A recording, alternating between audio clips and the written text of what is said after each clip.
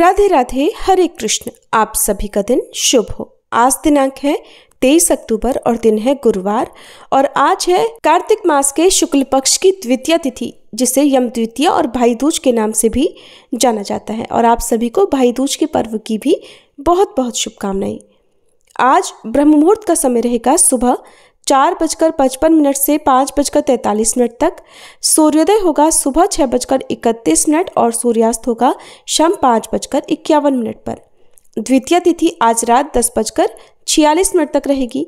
बाद में तृतीय तिथि प्रारंभ हो जाएगी और आज राहु काल का समय रहेगा दोपहर 1:30 बजे से 3 बजे तक। आइए आज पहले सुनते हैं सीता नित्यनेम की कथा, फिर आप सुनेंगे कार्तिक मास महात्म्य का 17वां अध्याय। इस कहानी को सीता माता कहती थी और प्रभु श्री राम सुना करते थे। एक दिन श्री राम भगवान को किसी काम के लिए बाहर जाना पड़ा, तो सीता माता कहने लगी कि भगवान, मेरा तो 12 वर्ष का नित्यनेम है, अब आप बाहर जाएंगे तो मैं अपनी कहानी किसे सुनाऊंगी। तब श्री राम ने कहा कि सीते, आप कुएं की पाल पर जाकर बैठ जाना और वहाँ पर जो भी औरतें पानी भरने आएंगी उन्हें अपनी कहानी सुना दिया करना। सीता माता कुएं की पाल पर जाकर बैठ गई। तभी एक स्त्री आई। उसने रेशम की जरी की साड़ी पहन रखी थी और सोने का घड़ा ले रखा था। सीता माता उसे देखकर कहने लगी, बहन, मेरा 12 वर्ष का नित्यनेम सुन लो। पर वह स्त्री बोली कि मैं तुम्हारा नित्यनेम सुनूंगी तो मुझे तो घर जाने में देर हो जाएगी और मेरी सास मुझसे झगड़ा करेगी। इसलिए उसने कहानी नहीं सुनी और अपने घर चली गई। लेकिन उसके घर जाते ही उसकी रेशम जरी की साड़ी फट गई। सोने का घड़ा मिट्टी के घड़े में बदल गया। सासू ने देखा तो पूछा, अरे बहू, ये किसका दोष अपने सिर लेकर आ गई है। बहू बोली, माँ जी, कुएं पर एक औरत बैठी थी। उसने अपनी कहानी सुनने के लिए कहा, लेकिन मैंने नहीं सुनी। शायद उसी का ये फल मुझे मिला है। बहू की बात सुनकर अगले दिन वही साड़ी और वही घड़ा लेकर सास कुएं की पाल पर गई। सास को वहीं पर सीता माता बैठी मिली तो माता सीता ने कहा, बहन, मेरी कहानी सुन लीजिए। सासू बोली, एक बार छोड़, मैं तो 4 बार कहानी सुन लूंगी। तब सीता माता बोली, राम आए लक्ष्मण आए, देश के पुजारी आए, नित नेम का नेम लाए, आओ राम बैठो राम, तपी रसोई जीमो राम, माखन मिश्री खाओ राम, दूध पताशा पियो राम, सूत के पलका मोठो राम, शाल दुशाला पोठो राम, शाल दुशाला ओढ़ो राम, जब बोलूं राम ही राम, राम सवारे सबके काम, खाली घर भंडार भरेंगे, सबका बेड़ा पार करेंगे, श्री राम जय जय राम। सासू बोली, बहन, कहानी तो बहुत अच्छी लगी। फिर कहानी सुनकर सासू घर चली गई और उसकी साड़ी फिर से रेशम जरी की बन गई। मिट्टी का घड़ा भी फिर वापस से सोने के घड़े में बदल गया। बहू ने देखा तो कहने लगी, सासू माँ, आपने ये सब कैसे किया। सासू बोली, बहू, तू दोष लगा कर आई थी और मैं अब दोष उतार कर आ रही हूँ। बहू ने पूछा कि माँ जी, वह कुएं वाली स्त्री कौन है। सासू ने बताया कि वह तो सीता माता थी। वो पुराने से नया कर देती हैं, खाली घर में भंडार भर देती हैं। वह लक्ष्मी जी का वास घर में कर देती हैं और मनुष्य की जो भी इच्छा हो उसे पूर्ण कर देती हैं। बहू बोली, माँ जी, फिर तो ऐसी कहानी मुझे भी सुना दो। सास बोली कि ठीक है, तुम भी सुनो। फिर सास ने कहानी शुरू की। राम आए लक्ष्मण आए, देश के पुजारी आए, नित नेम का नेम लाए, आओ राम बैठो राम, तपी रसोई जीमो राम, माखन मिश्री खाओ राम, दूध बताशा पियो राम, सूत के पलका मोठो राम, शाल दुशाला पोठो राम, शाल दुशाला ओढ़ो राम, जब बोलूं राम ही राम, राम सवारे सबके काम, खाली घर भंडार भरेंगे, सबका बेड़ा पार करेंगे, बोलो श्री राम जय जय राम। कहानी सुनकर बहू बोली, माँ जी, कहानी तो बहुत अच्छी है। सासू ने कहा, ठीक है, अब से हम इस कहानी को रोज किया करेंगे। अब सास बहू रोज सवेरे उठती, नहाती धोती और पूजा करने के बाद नित्यनेम की सीता माता की कहानी कहती। एक दिन की बात है, उनके यहाँ पड़ोस की एक औरत आई और बोली कि बहन जरा सी आँच तो देना। तो बहू बोली कि आँच तो अभी हमने जलाई ही नहीं। पड़ोसन बोली तो फिर तुम सुबह 4 बजे से उठकर क्या कर रही हो? तो उन्होंने कहा कि हम तो सुबह सुबह उठकर पूजा करते हैं, फिर सीता माता की नित्यनेम की कहानी कहते हैं। पड़ोसन ने उनकी बात सुनकर फिर कहा कि सीता माता की कहानी कहने से तुम्हें क्या मिला? तब वे दोनों बोली कि सीता माता की कहानी कहने से घर में भंडार भर जाते हैं, सारे काम पूर्ण हो जाते हैं, मन की इच्छा भी पूरी होती है। पड़ोसन ने कहा बहन अगर ऐसा है तब तो फिर मुझे भी कहानी सुना दो। तब बहू बोली कि ठीक है, तुम भी ये कहानी सुन लो।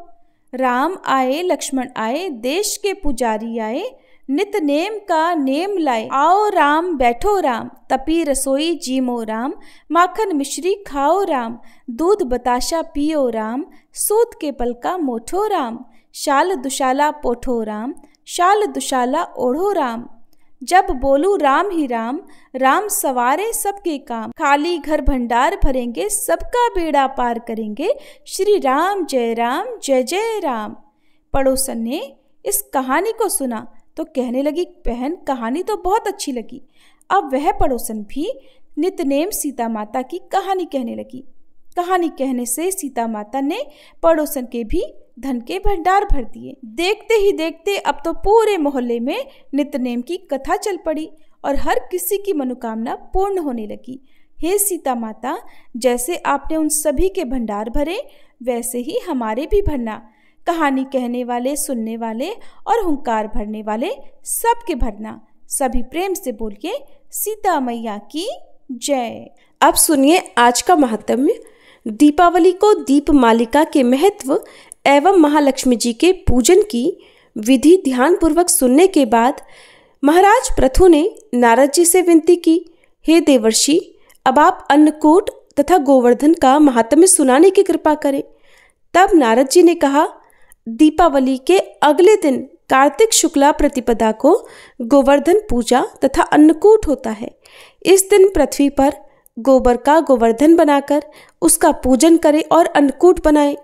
ब्राह्मणों को भोजन कराने के बाद स्वयं भोजन करें। गऊ तथा बैल का भी पूजन करना चाहिए। दिन के तीसरे पहर में मार्गपालिका बांधें और इस दिन जामाता अर्थात जवाई का भी पूजन होता है। इसलिए जवाई यानी दामाद को घर पर बुलाकर उनका आदर सत्कार और पूजन भी करना चाहिए। महाराज पृथु पूछने लगे, हे नारद जी, सबसे पहले ये पूजन किसने और कब किया था? कृपया ये भी बतलाइए। तब नारद जी बोले, समुद्र मंथन के समय जब लक्ष्मी जी समुद्र से उत्पन्न हुई तब विष्णु भगवान के साथ उनका विवाह हुआ। इससे आनंदित होकर समुद्र ने भगवान की स्तुति की। तब भगवान विष्णु ने कहा कि वरदान मांगो। ये सुनकर समुद्र ने कहा, हे भगवान, आप लक्ष्मी जी सहित मेरे यहाँ निवास करें। तब श्री विष्णु ने कहा कि ऐसा ही होगा और भगवान विष्णु लक्ष्मी जी सहित क्षीर सागर में शेषशैया पर अवस्थित हो गए। उसी दिन से आज के दिन दामाद का पूजन आरंभ हो गया। जो कोई कार्तिक शुद्धि एकम को दामाद का पूजन करता है वह सब पापों से मुक्त हो जाता है। हरे कृष्ण। कार्तिक मास महात्म्य के अध्याय में आज बस इतना ही। अब आपको सुनाते हैं श्री जगन्नाथ भगवान जी की कथा। एक बार की बात है, भगवान श्री कृष्ण निद्रा में लीन थे और निद्रावस्था में उनके मुख से श्री राधे जी का नाम निकला। पटरानियों को लगा कि वे सब तो प्रभु की इतनी सेवा करती हैं, हर समय उन्हीं के आसपास घूमती हैं, परंतु प्रभु को तो हमसे ज्यादा राधा जी का ही स्मरण रहता है। रुक्मणी जी और अन्य रानियों ने रोहिणी जी से राधा रानी और श्री कृष्ण के प्रेम और ब्रज लीलाओं का वर्णन करने की प्रार्थना की। रोहिणी जी ने कथा सुनाने की हामी तो भर दी, लेकिन साथ ही ये भी कहा कि श्री कृष्ण और बलराम को इसकी भनक न लगे। तय हुआ कि सभी रानियों को रोहिणी जी गुप्त स्थान पर यह कथा सुनाएंगी, वहां कोई और न आए, इसके लिए सुभद्रा जी को द्वार पर पहरा देने के लिए मना लिया गया। सुभद्रा जी को आदेश हुआ कि स्वयं श्री कृष्ण या बलराम जी भी वहां पर अगर आ गए तो उन्हें भी अंदर मत आने देना। माता ने कथा सुनानी आरंभ की। सुभद्रा जी द्वार पर तैनात थी। थोड़ी ही देर में श्री कृष्ण और बलराम जी वहां पर पहुंच गए। सुभद्रा जी ने उन्हें अंदर जाने से रोक लिया। इससे भगवान श्री कृष्ण को कुछ संदेह हुआ। वो बाहर से ही अपनी सूक्ष्म शक्ति द्वारा अंदर की माता द्वारा वर्णित ब्रज लीलाओं को आनंद लेकर सुनने लगे। बलराम जी भी साथ ही साथ कथा का आनंद लेने लगे। कथा सुनते सुनते श्री कृष्ण, बलराम और सुभद्रा जी के हृदय में ब्रज के प्रति अद्भुत प्रेम भाव उत्पन्न हुआ। उस भाव में उनके हाथ पैर सिकुड़ने लगे जैसे वो बाल्यकाल में थे। तीनों राधा जी की कथा में ऐसे विभोर हुए कि मूर्ति के समान जड़ होने लगे। बड़े ध्यान पूर्वक देखने पर भी उनके हाथ पैर दिखाई ही नहीं देते थे। सुदर्शन जी ने भी द्रवित होकर लंबा रूप धारण कर लिया। उसी समय देवर्षि नारद जी वीणा बजाते हुए वहीं आ पहुंचे और भगवान के इस रूप को देखकर आश्चर्यचकित रह गए और अपलक निहारते ही रहे। कुछ समय के बाद जब उनकी तंद्रा भंग हुई तो नारद जी ने सबको प्रणाम करके भगवान श्री कृष्ण से कहा, हे प्रभु, मेरी इच्छा है कि मैंने आज जो रूप देखा है वह रूप आपके भक्तजनों को पृथ्वीलोक पर चिरकाल तक देखने को मिले। आप इस रूप में पृथ्वी पर वास करें प्रभु। भगवान श्री कृष्ण नारद जी के इस बात से बड़े प्रसन्न हुए और उन्होंने कहा, देवर्षि, ऐसा ही होगा। कलिकाल में भी मैं इसी रूप में नीलांचल क्षेत्र में अपना स्वरूप प्रकट करूंगा। कलयुग आगमन के उपरांत प्रभु की प्रेरणा से मालवराज इंद्रद्युम्न ने भगवान श्री कृष्ण, बलभद्र जी और बहन सुभद्रा जी की ऐसी ही प्रतिमा जगन्नाथ मंदिर में स्थापित कराई। राजा इंद्रद्युम्न श्रेष्ठ प्रजापालक राजा थे। प्रजा उन्हें बहुत प्रेम किया करती थी। उनकी प्रजा उनके राज्य में पूरी तरह सुखी और संतुष्ट थी। राजा के मन में इच्छा थी कि वो कुछ ऐसा करें जिससे सभी उन्हें याद रखें। दैव योग से राजा इंद्रद्युम्न के मन में एक अज्ञात कामना प्रकट हुई कि वो एक ऐसे मंदिर का निर्माण कराएं जो दुनिया में कहीं देखा ही ना हो। अगर मंदिर बन गया तो फिर उस मंदिर में किस देवता की मूर्ति स्थापित करें? राजा इंद्रद्युम्न के मन में अब यही विचार चलने लगे। एक रात इसी पर गंभीर चिंता करते करते राजा सो गए। नींद में राजा को एक स्वप्न आया। स्वप्न में उन्होंने एक देववाणी सुनी। इंद्रद्युम्न ने सुना कि राजा, तुम पहले नए मंदिर का निर्माण आरंभ करो, मूर्ति विग्रह की चिंता छोड़ दो। उचित समय आने पर तुम्हें स्वयं वह राह दिखाई पड़ेगी। राजा नींद से जाग उठे। सुबह होते ही उन्होंने अपने मंत्रियों को अपने सपने की बात बताई।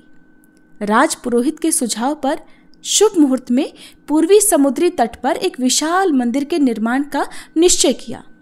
वैदिक मंत्रोच्चार के साथ शुभ मुहूर्त में मंदिर निर्माण का श्री गणेश भी हो गया। राजा इंद्रद्युम्न के मंदिर बनवाने की सूचना शिल्पियों और कारीगरों को हुई।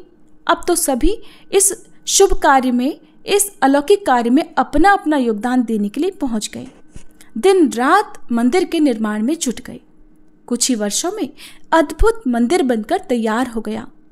सागर तट पर एक विशाल मंदिर का निर्माण तो हो गया, परंतु इस विशाल मंदिर के अंदर किस भगवान की मूर्ति स्थापित की जाए, ये समस्या तो जस की तस थी। अब राजा फिर से चिंतित होने लगे। एक दिन मंदिर के गर्भगृह में बैठकर इसी चिंता में राजा की आंखों से आंसू बह गए।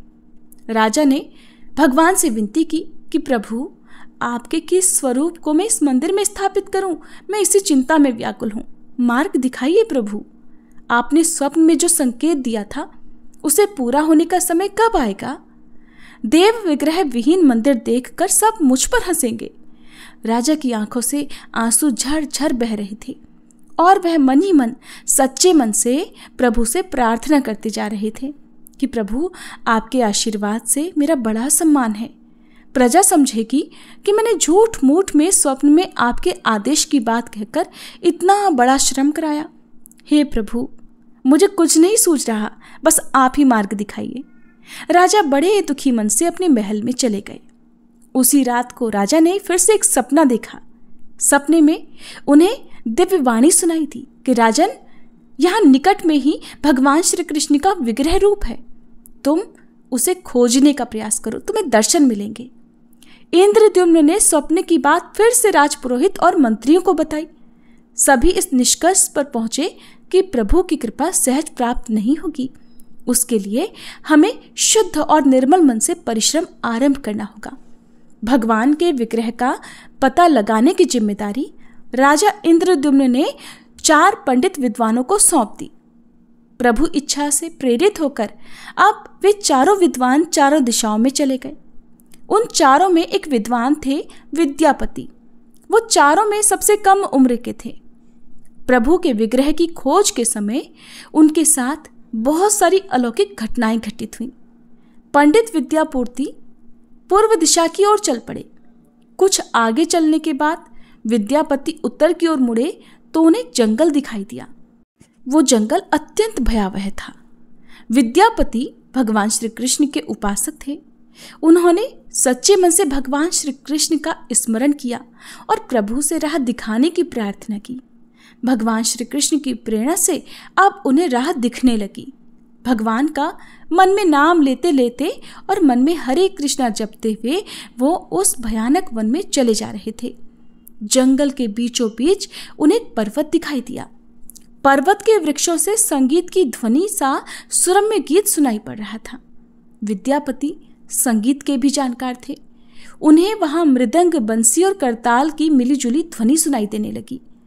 यह संगीत उन्हें बड़ा अद्भुत, बड़ा दिव्य लगा। संगीत की उन्हीं दिव्य लहरियों को खोजते खोजते विद्यापति आगे बढ़ चले। जल्दी ही वे एक पहाड़ की चोटी पर पहुंच गए। पहाड़ के दूसरी ओर उन्हें एक सुंदर घाटी दिखाई दी जहां कुछ भील नृत्य कर रहे थे। विद्यापति उस दृश्य को देखकर मंत्रमुग्ध थे।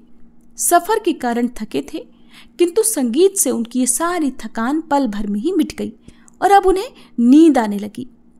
अचानक एक बाघ की गर्जना सुनकर विद्यापति घबरा उठे। बाघ उनकी ओर ही दौड़ता आ रहा था।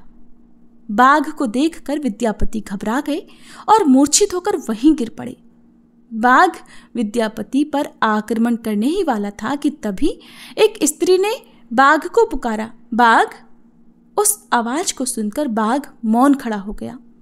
स्त्री ने उसे वापस लौट जाने का आदेश दिया तो बाघ लौट पड़ा। बाघ उस स्त्री के पैरों के पास ऐसे लौटने लगा मानो कोई बिल्ली पुचकार सुनकर खेल खेलने लगती है।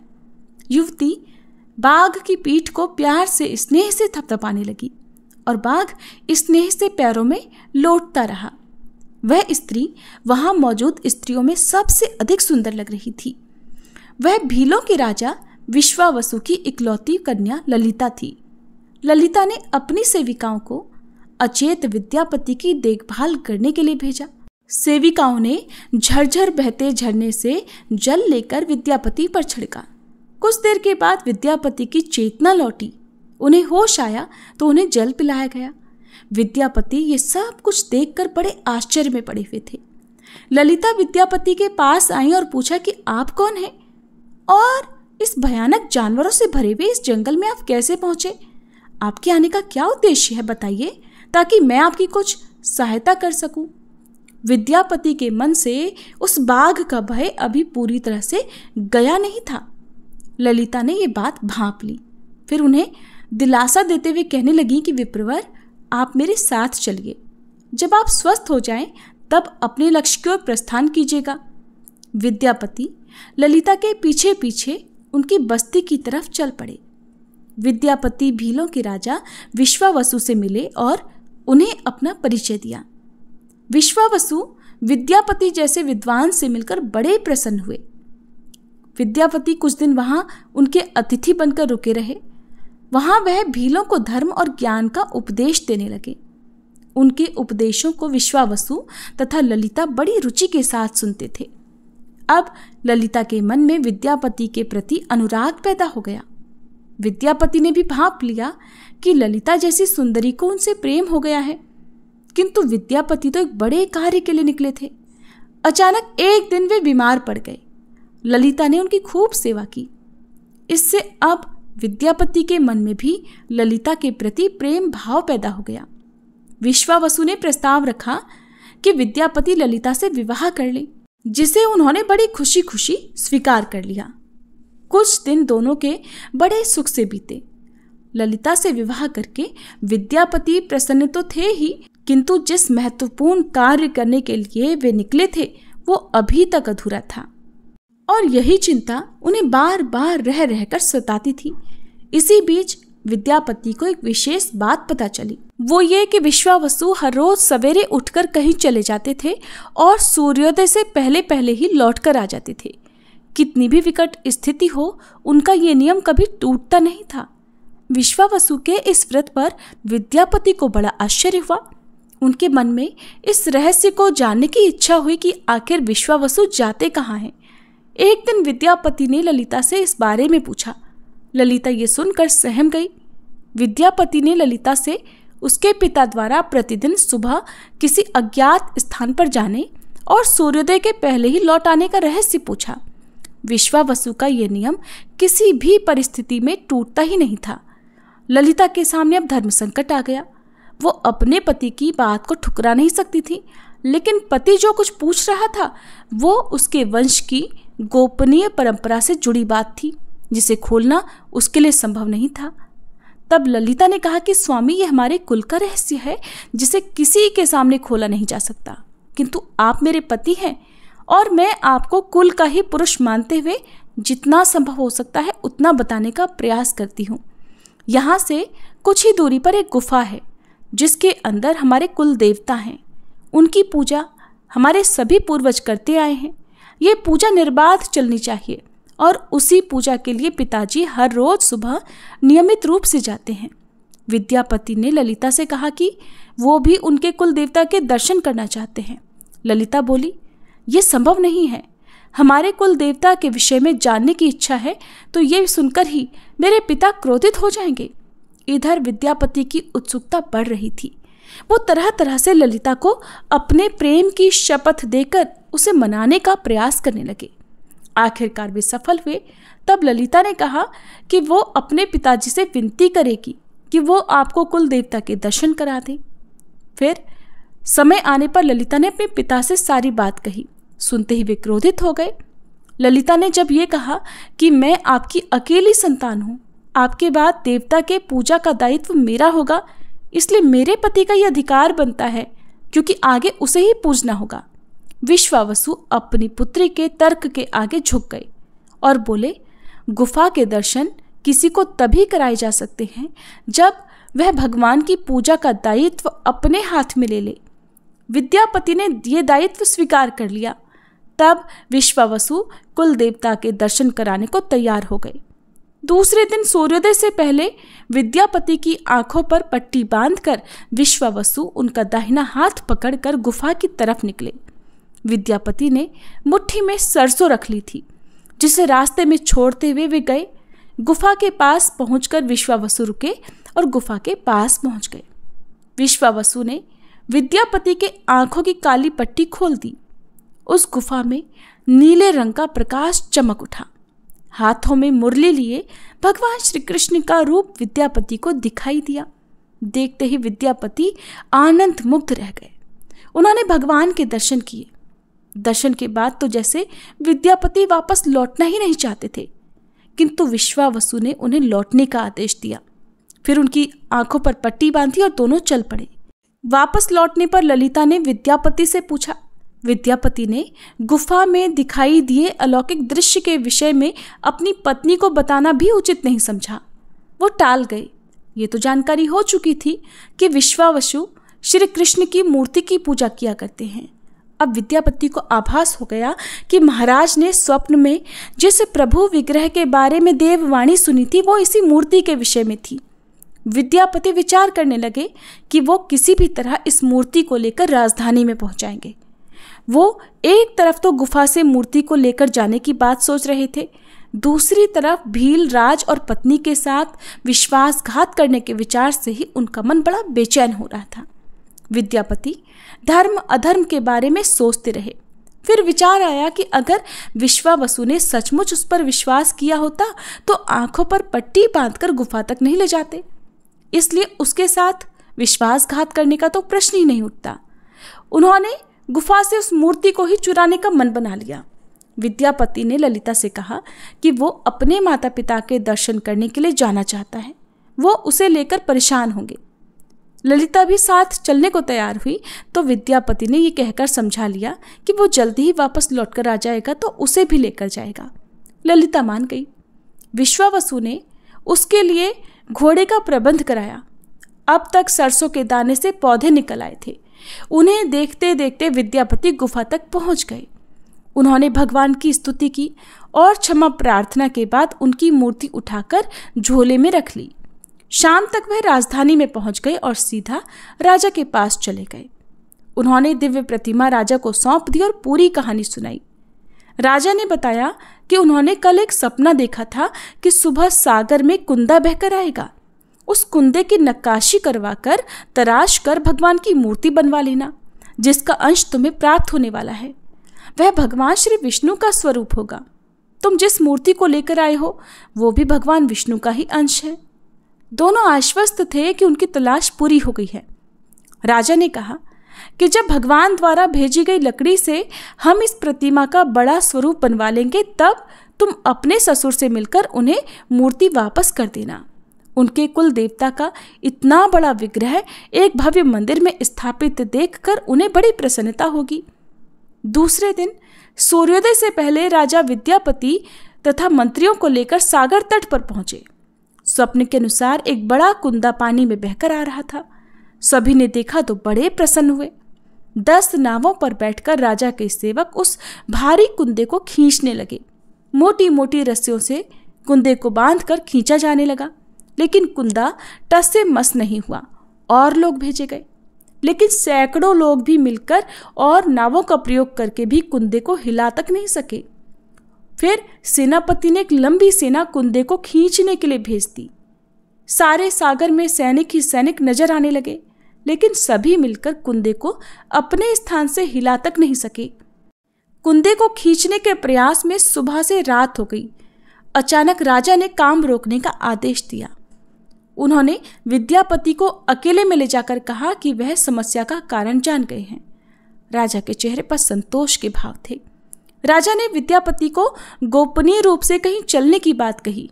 राजा इंद्रद्युम्न ने कहा कि अब भगवान का विग्रह बन जाएगा, बस एक काम करना होगा।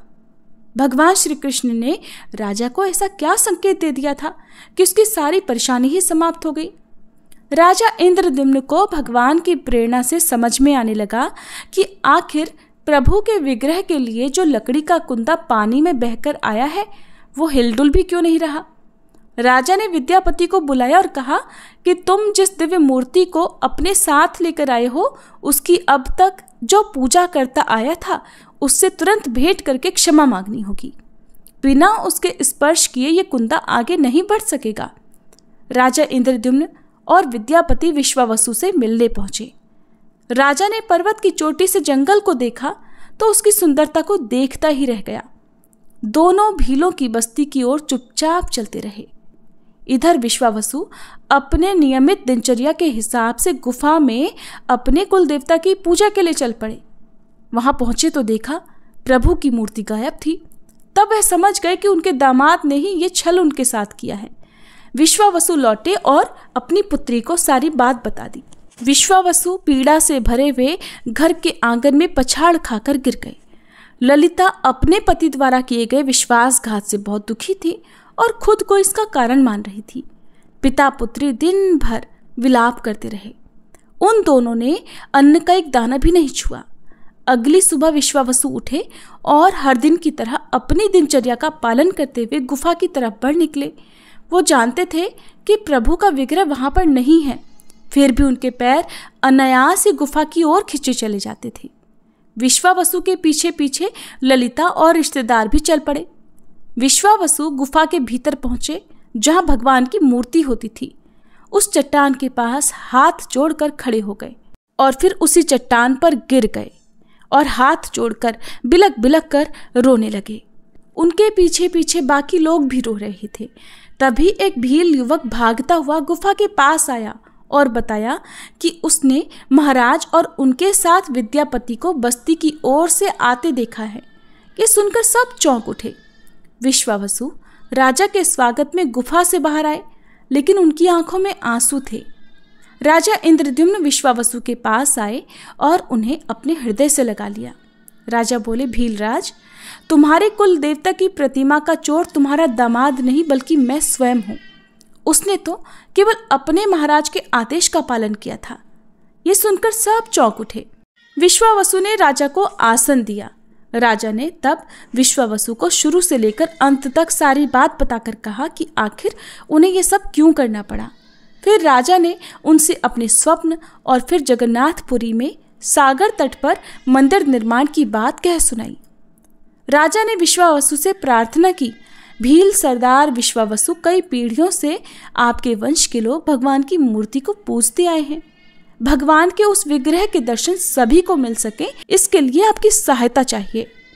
ईश्वर द्वारा भेजे गए लकड़ी के कुंदे से बनी मूर्ति के भीतर हम इस दिव्य मूर्ति को सुरक्षित रखना चाहते हैं।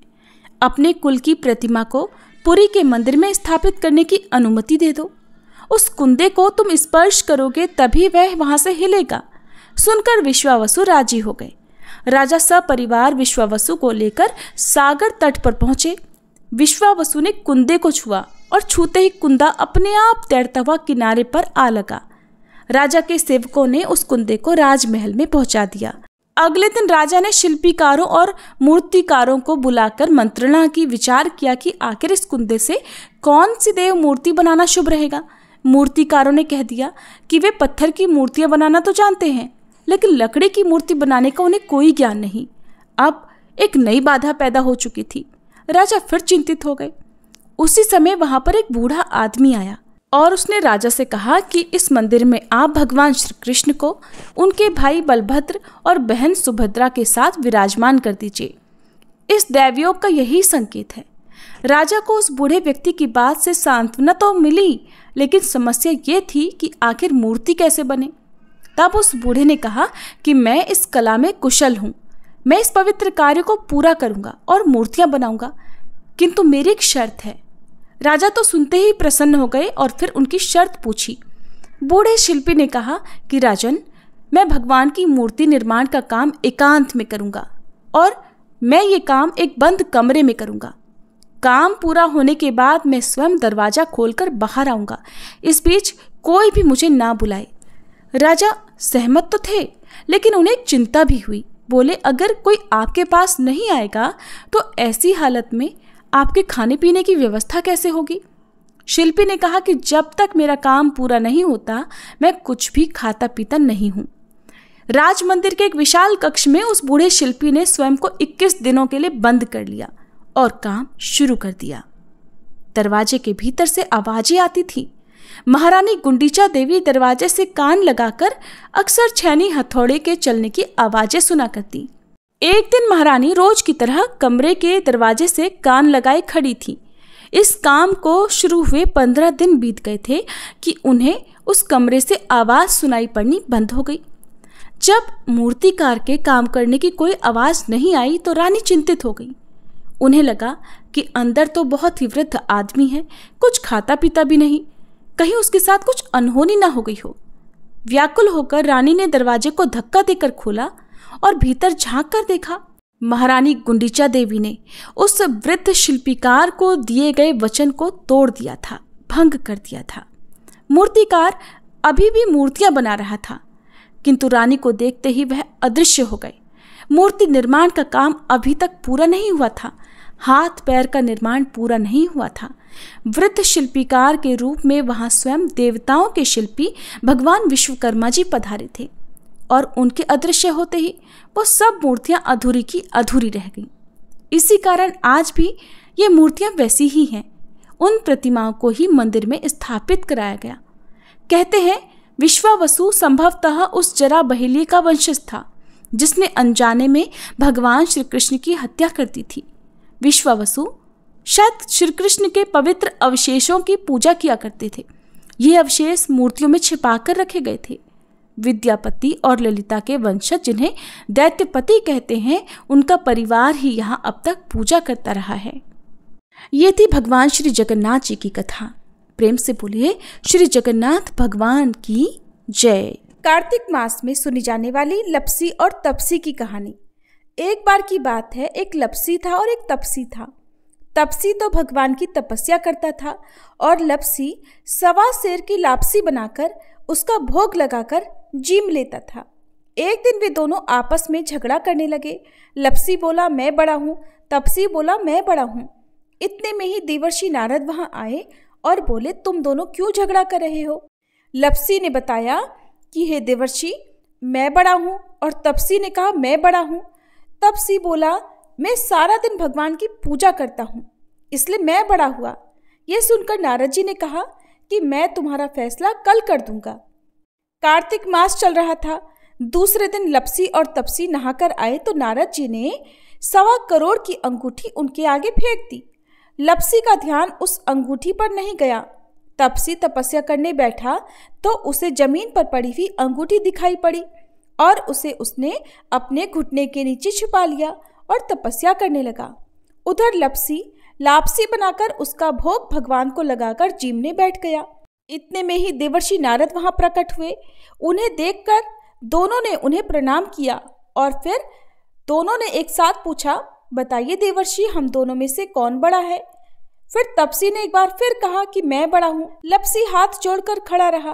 तब देवर्षि ने कहा कि मैं अभी इस बात का निर्णय किए देता हूँ।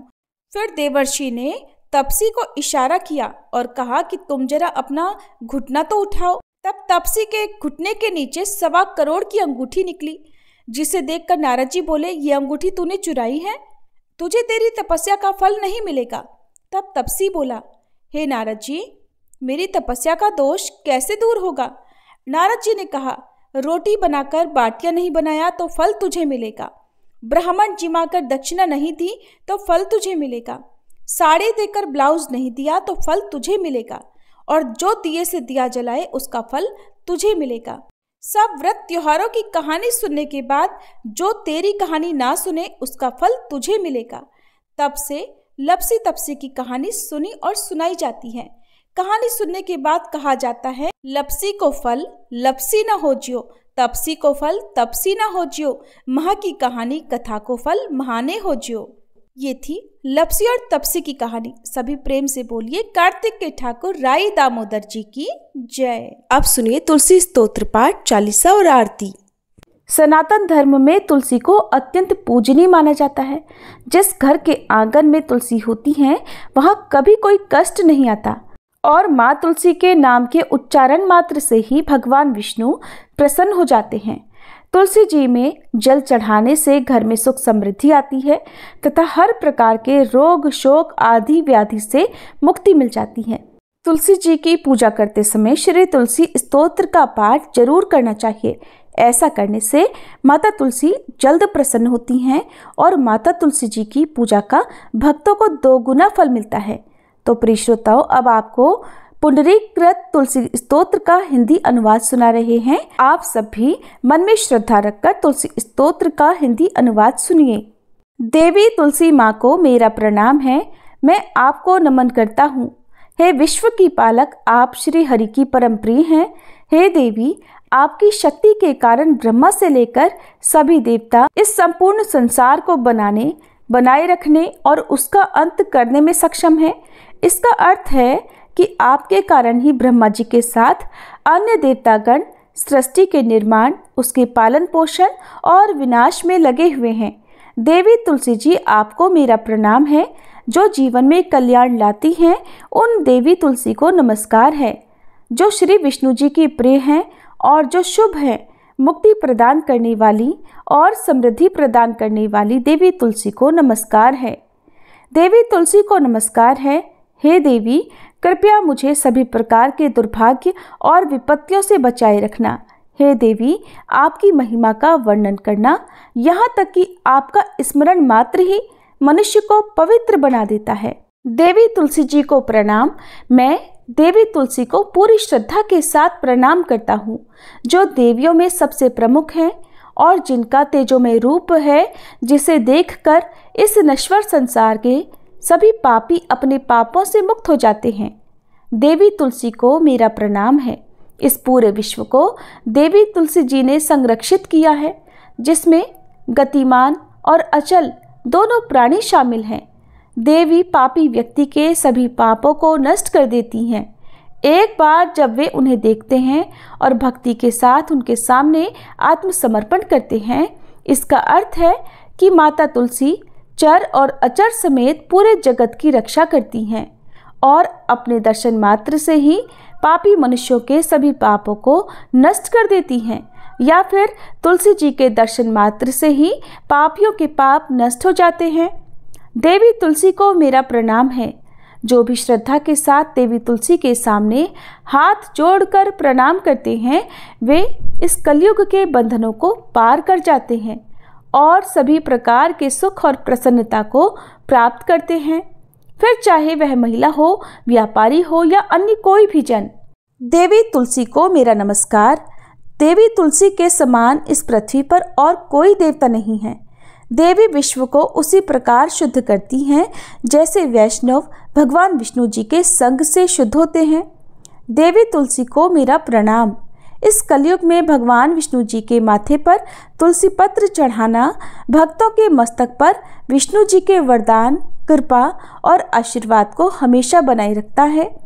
इसका अर्थ है कि जो भी व्यक्ति इस कलयुग में भगवान श्री विष्णु जी के मस्तक पर तुलसी जी को अर्पित करता है उसके ऊपर हमेशा भगवान विष्णु जी का आशीर्वाद बना रहता है। देवी तुलसी को नमस्कार है। तुलसी जी में हमेशा सभी देवी देवताओं का वास रहता है, इसलिए इस संसार में तुलसी जी की पूजा करना सभी देवी देवताओं की पूजा के समान है। इसका अर्थ है कि तुलसी जी की पूजा से सभी देवों की पूजा संपन्न हो जाती है। देवी तुलसी को मेरा नमस्कार है। आप सब कुछ जानने वाली हैं और भगवान विष्णु जी के प्रिय हैं। अपने भक्तों को आप सभी प्रकार की समृद्धि प्रदान करती हैं। देवी कृपया मुझे सभी प्रकार के पापों से बचाएं। हे देवी तुलसी जी को नमस्कार है। पहले के समय में यह भजन बुद्धिमान पुंडरीक के द्वारा हर रोज भगवान श्री विष्णु जी की पूजा करते हुए उन्हें तुलसी के पत्तों से अलंकृत करते हुए गाया जाता था। देवी तुलसी जी को नमस्कार है, जिनके 16 नाम हैं तुलसी, श्री, महालक्ष्मी, विद्या, अविद्या, यशस्विनी, धर्म का अवतार यानी धर्म्या, धर्मानना, देवी, देवी देव मनः प्रिया यानी देवियों और देवों को प्रिय, लक्ष्मी जी की प्रिय सखी, देवी, स्वर्ग, भूमि यानी पृथ्वी, अचला यानी स्थिर, चला यानी अस्थिर। देवी तुलसी के इन 16 नामों का भक्तगण पाठ करते हैं या महिमा गाते हैं। देवी के 16 नामों का पाठ करने वाले भक्त आसानी से श्री हरि की भक्ति प्राप्त कर लेते हैं और अंत में भगवान विष्णु जी के चरण कमलों में स्थान प्राप्त करते हैं, जिन्हें माँ तुलसी, पृथ्वी, महालक्ष्मी, कमल की स्वामिनी और श्री हरि की प्रिया के नाम से भी जाना जाता है। देवी तुलसी को मेरा नमस्कार है। देवी तुलसी की सखी तुलसी जी शुभ प्रदान करती हैं, पापों को दूर करती हैं और सभी को पवित्र बनाती हैं, पुण्य प्रदान करती हैं। आपको प्रणाम है। देवी तुलसी जिनकी प्रशंसा देवर्षि नारद द्वारा की जाती है और श्री नारायण के प्रिय हैं, उन देवी तुलसी को हम सबका बारंबार प्रणाम है। जय जय तुलसी भगवती सत्यवती सुखदानी, नमो नमो हरि प्रेसी श्री वृंदा गुणखानी, श्री हरि शीश विरजनी देहु अमर वर अम्ब, जनहित है वृंदावनी अब न करहु विलंब। धन्य धन्य श्री तुलसी माता, महिमा अगम सदा श्रुति गाता, हरि के प्राण हूँ से तुम प्यारी, हर ही हेतु कीन्हो तप भारी, जब प्रसन्न है दर्शन दीन हो, तब कर जोरी विनय उस कीन्हो। हे भगवंत कंत मम होहु, दीन जानि जानि छाड़हु छोहु, सुनी लक्ष्मी तुलसी की बानी, दीन हो श्राप कध पर आनी, उस अयोग्य वर मांगन हारी, हो बिटप तुम जड़ तनुधारी, सुनी तुलसी ही श्रव्योत ही ठामा, करहु वास तुहु नीचन धामा, दियो वचन हरि तब तत्काला, सुनहु सुमुखी जानी होहु बिहाला, समय पाई ब्योहरो पाति तोरा, पूज ही आस वचन सत मोरा, तब गोकुल मह गोप सुदामा, तासु भई तुलसी तू बामा। कृष्ण रास लीला के माही, राधे शक्यो प्रेम लखि नाही। दियो श्राप तुलसी तत्काला, नर लोक ही तुम जन्महु बाला। यो गोप वह दानव राजा, शंख चूर्ण नामक शिर ताजा। तुलसी भई दासु की नारी, परम सती गुण रूप अगारी। अस द्वै कल्प बीति जब गयहु, कल्प तृतीय जन्म तब भयहु। वृंदा नाम भयो तुलसी को, असुर जलंधर नाम पति को। कर अति द्वंद अतुल बल धामा, कीन्हा शंकर से संग्रामा। जब निज सैन्य सहित शिव हारे, मरहि न तब हर हर ही पुकारे। पतिव्रता वृंदाती नारी, को न सके पति ही संहारी। तब जलंधर ही भेष बनाई, वृंदा ढिग हरि पहुँचो जाई। शिव हित लहि करि कपट प्रसंगा, कियो सतीत्व धर्म तो ही भंगा। भयो जलंधर कर संहारा, सुनी उर शोक उपारा। तिहि क्षण दियो कपट हरि तारी, लखि वृंदा दुख गिरा उचारी। जलंधर जस हत्यो भीता, सोई रावण तस हरहि सीता। अस प्रस्तर सम हृदय तुम्हारा, धर्म खंडी मम पति संहारा। यही कारण लहि श्राप हमारा, होवे तनु पाषाण तुम्हारा।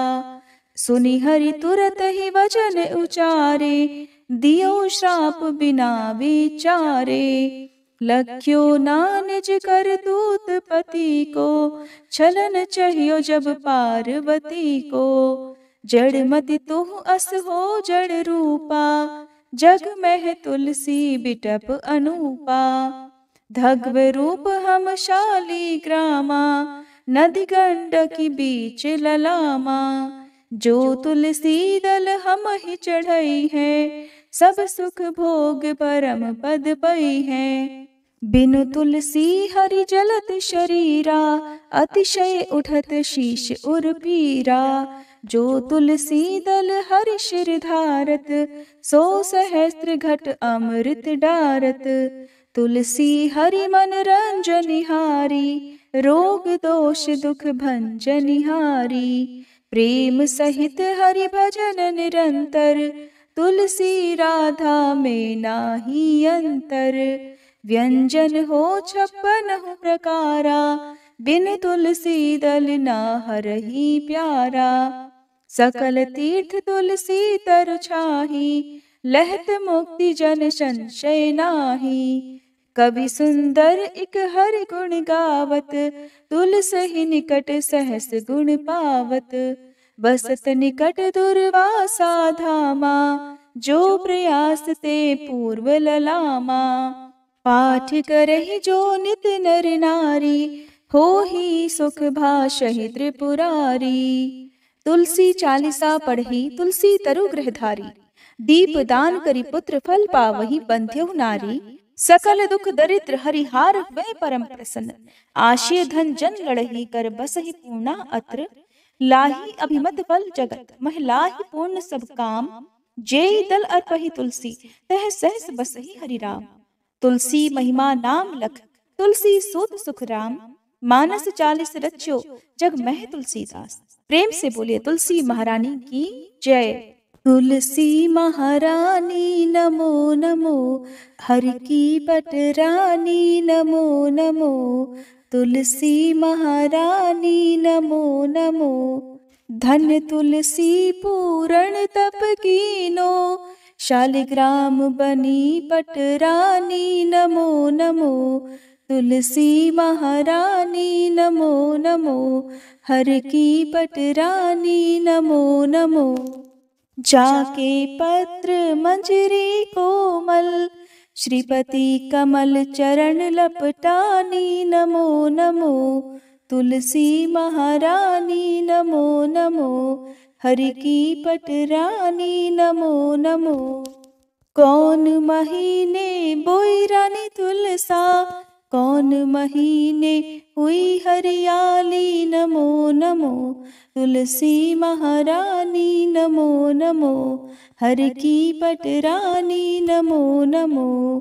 कौन महीने हुई तेरी पूजा, कौन महीने हुई पटरानी नमो नमो, तुलसी महारानी नमो नमो। आषाढ़ मास में बोई रानी तुलसा, सावन महीने हुई हरियाली नमो नमो, तुलसी महारानी नमो नमो, हरि की पटरानी नमो नमो।